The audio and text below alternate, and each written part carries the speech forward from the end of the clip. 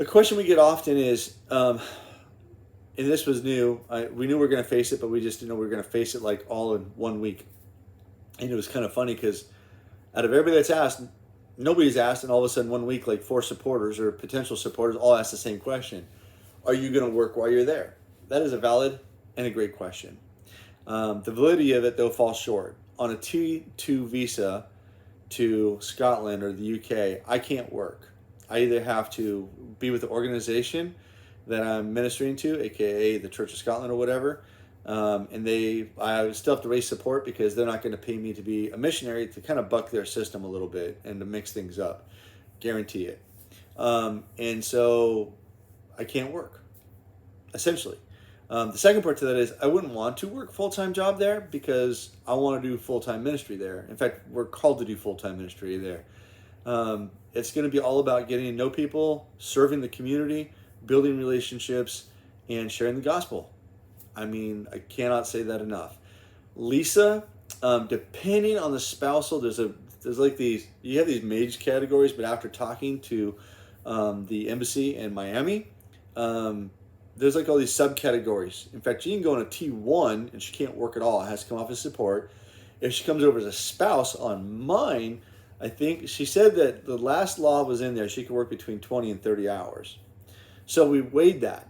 And we're looking at what she'd make, what would be taken in taxes, because she's still a U.S. citizen, so we'd pay taxes there and in the U.S. And because it's not ministry, she would actually have to pay full taxes. It's crazy. Welcome to America. And so let's say if she made $1,000 a month, we'd probably get $600 or $700 of that.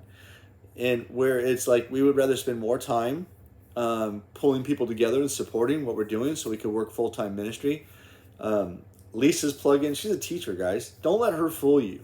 There's a lot of people that are like, she's sweet, she's kind. Russ is the outgoing one. Let me tell you, if you get my wife in front of people, she's got a heart for Christ and she's got a heart for people. And that's all it takes for her to come out of her shell. I watched her yesterday dominate a conversation in an airport where I didn't say anything. I wish I would have videotaped it, because for those of you that know me, you're probably going like, yeah, right, Russ.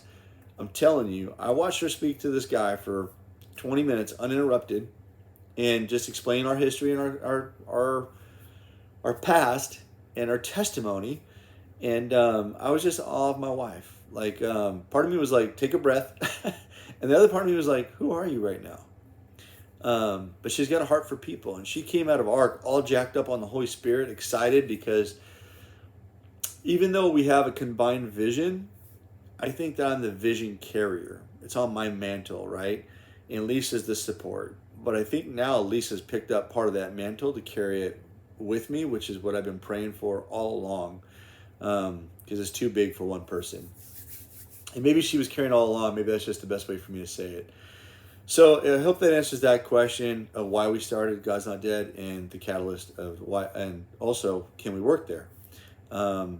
So we started God's Not Dead. That was in a previous question, so that we can raise support, so we can do ministry full-time, lead people to fully follow the followers of Christ, develop small groups, build up congregations, and do a church plant.